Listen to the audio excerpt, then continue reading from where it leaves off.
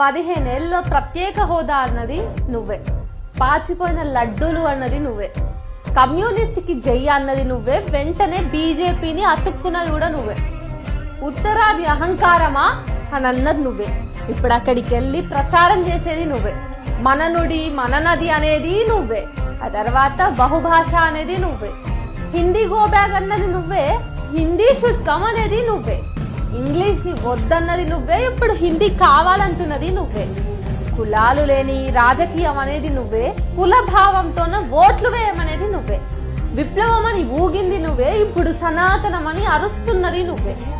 ఇలా ఒకటా రెండా ఎన్ని చెప్పమంటావు?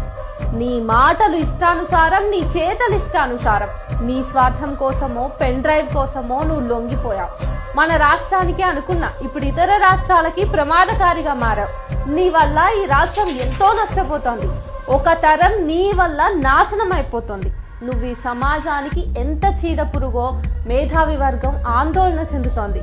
నీదొక సిద్ధాంతం లేని రాద్ధాంతం, ఏదారో తెలియని ప్రయాణం నీది. నీతో పాటు ఒక తరాన్ని నాశనం చేస్తున్నావు.